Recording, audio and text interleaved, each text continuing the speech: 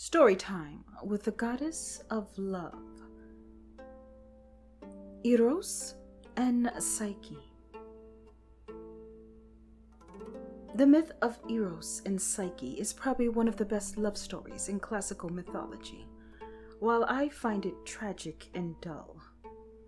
Eros, my son, was the personification of intense love and desire, depicted shooting arrows at people in order to hit their heart and make them fall in love. Psyche, a beautiful maiden, personifies the human soul. In fact, she is the symbol of the soul purified by passions and misfortunes, and who is, from now on, prepared to enjoy eternal happiness. In the love story of Eros, Cupid in Latin, and Psyche, meaning soul in Greek, we can see the perseverance of a man even when possessed by passion, and the effort of a woman to overcome many obstacles in order to achieve the happiness of love. The legendary beauty of Psyche. Once upon a time, there was a king who had 3 wonderful daughters. The youngest, Psyche, was much more beautiful than her 2 sisters and looked like a goddess among mere mortals. The fame of its beauty had been spread throughout the whole kingdom, and men kept coming to her palace to admire and worship her. When people would see her, they used to say that not even Aphrodite herself could compete with Psyche. The more people were getting to know Psyche, the less would remember the goddess of love and beauty. My temples were abandoned, my altars covered with cold ashes, and the sculptors would no more make statues of me. All the honors reserved to me were then attributed to a simple mortal girl. I could not accept such a situation and required help from my son, Eros. I told him in distress, "Use your power and make this little shameless girl to fall in love with the vilest and the most despicable creature who has ever walked on earth." Eros agreed to do so, but the moment he saw her, he himself felt his heart pierced by one of his own arrows. He couldn't make that charming maiden fall in love with a horrible creature, but also decided not to tell me. The horrible prophecy. Psyche, not only could she not fall in love with someone, but even more surprising, nobody seemed to really fall in love with her. Men were happy just to admire her. Then they passed by and married another girl. Her 2 sisters, though definitely less seductive, had held 2 lavish weddings, each with a king. Psyche was the most beautiful girl on earth, but she was sad and lonely. Always admired but never really loved, it seemed no man would want her as his wife, and this caused great anxiety and distress to her parents. That is when her father went to visit the oracle of Delphi to ask Apollo for any advice on what to do to find a husband for Psyche. The prophecy of the god was terrible. Apollo decreed that Psyche dress in black, brought to the summit of a mountain, and stay there alone.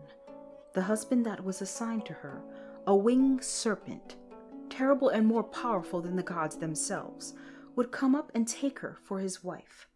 No one can imagine the despair of the family and friends of Psyche.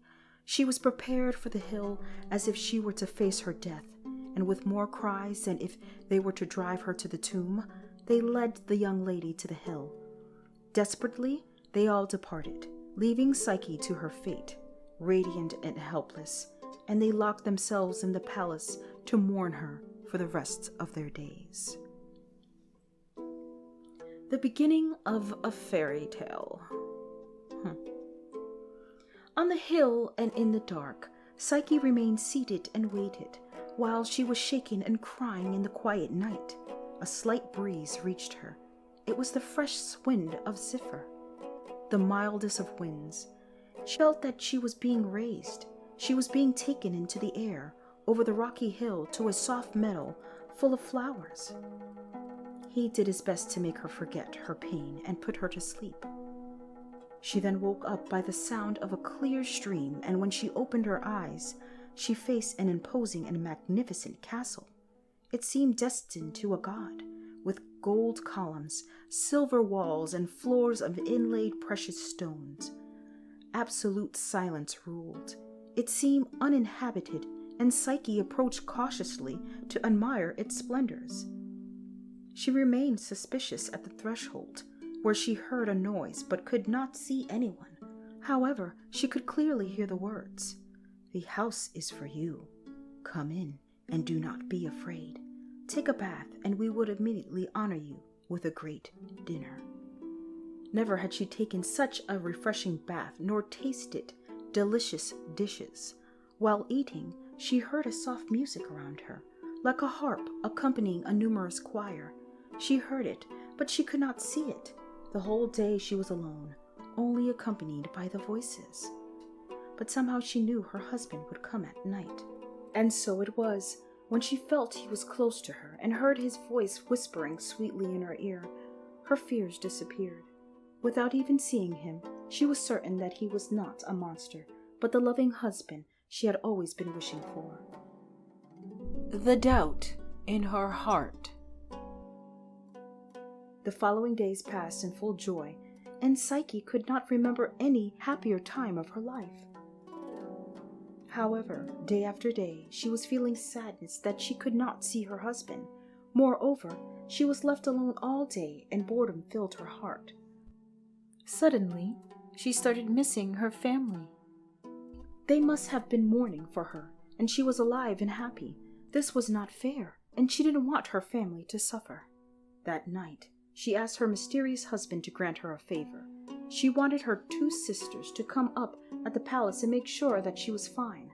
That would be a comfort for her old parents. At first her husband refused, but when seeing Psyche sad, he told her, "Okay, I will allow your sisters to come up here, but I am warning you, do not let them influence you. If they do, you will destroy our relationship and suffer a lot." Next day, her 2 sisters carried by the wind, they came up to Psyche. They were all happy to see each other and cried in happiness. However, when they entered the palace, the 2 sisters were amazed by all those magnificent treasures. During dinner, they heard wonderful music and drank the most delicious wines. Envy was flourishing in their heart, and an irresistible curiosity to know the owner of such magnificence, the husband of Psyche. They kept asking the poor girl questions on her husband, his look, and his occupation. Psyche just said that he was a young hunter. But they didn't believe her, of course. Could a simple hunter be so rich? He must be a prince or even a god, they thought. The 2 sisters knew that compared to Psyche, their own wealth and happiness were nothing at all, and in total jealousy, they made a plan to hurt their sister. When they were saying goodbye, the 2 evil women told Psyche that her husband must be the awful snake that the Oracle of Delphi had told their father. That is why he doesn't allow you to see him, because he knows that if you see him, you will disgust in his sight and leave him forever. Oh, poor Psyche, how can you sleep with such a horrible creature? The betrayal. From that day on, Psyche could think of nothing else but these words. Her sisters must be right. Why doesn't he come to me in the day? Why doesn't he allow me to see him? What is his secret? Why hasn't he ever told me about his life? These thoughts were puzzling Psyche for many days long. He must be hiding something horrible, and that is why he does not want to be seen in the daylight. I must find out. Tonight, when he falls in a deep sleep, I will light a candle to see him.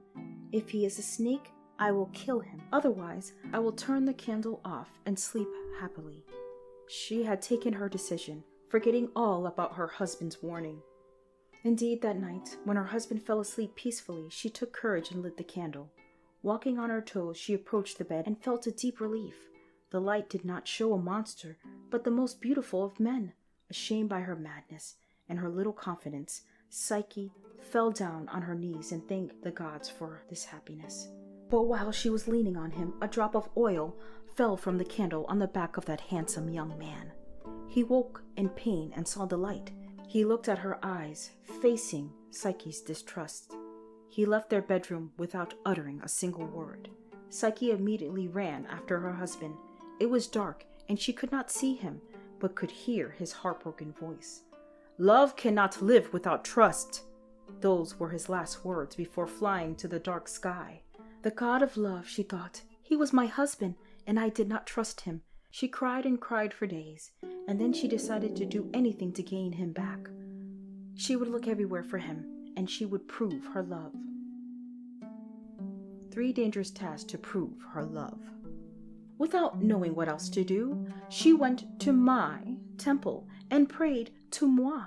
She asked me to speak to my son and persuade him to go back to her. I had, of course, did not overcome my jealousy for Psyche. I still wanted revenge for her betraying my son. I told the young girl that she needed to be completely sure that she was the appropriate wife for him. Therefore, Psyche should accomplish 3 tasks to prove her skills. If she failed in even one of these tasks, Eros would be lost to her forever. Psyche agreed, and I led her on a hill. There, I showed her a dune of different small seeds of wheat, poppies, millets, and many others. I want you to separate these seeds by this afternoon, and if you do not, I will never let you see Eros again, I said, and left. How could she do that? How could she separate all these tiny seeds? This was a cruel task that filled her eyes with tears. That moment, a group of ants were passing by and saw her despair. "Come, feel mercy for this poor girl, and let us help her," they said to each other. They all responded to this appeal and worked hard, separating the seeds, something in which they were experts. From the big original dune, they formed several smaller dunes, each with 1 king of seed. After seeing these smaller dunes, I became very angry. "You have not finished your work," I said, and ordered Psyche to sleep on the ground without giving her any food, while I leaned on my soft bed. I thought that if I could compel Psyche to do hard work for a long time, her beauty would fade. Meanwhile, I would not let my son leave his room, where he was all the time mourning for Psyche's betrayal. Next morning, I came up with a new job for Psyche, a dangerous task. "Can you see those black waters descending from the hill? That is the river Psyche. Awful and abhorrent. Fill this bottle with its water," I said. On reaching the waterfall, Psyche realized that the surrounding rocks were slippery and steep. The waters rushed through such an abrupt rocks that only a winged creature could approach, and indeed an eagle helped her. It was flying with its huge wings above the river when it saw Psyche and felt sympathy for her. It seized the bottle from her hands with its beak, filled it with some black water, and gave it back to Psyche. I accepted the bottle with a cold smile. "Someone helped you," I said sharply. "Otherwise you would not have been able to perform this task by your own. I'm going to give you another chance to prove that you are determined as you claim to be." I gave a box to Psyche. She had to take it to the underworld and ask Persephone, queen of the dead, to drain a little of her beauty into the box. Obedient as usual, Psyche took the path leading to Hades. When she entered the gates and took the boat to the other bank where the dead people used to leave, she gave money to Charon, the ferryman, to help her find her way in the dark to the palace of Persephone. Indeed, the boatman helped her, and after a while of rowing, she was right in front of Persephone.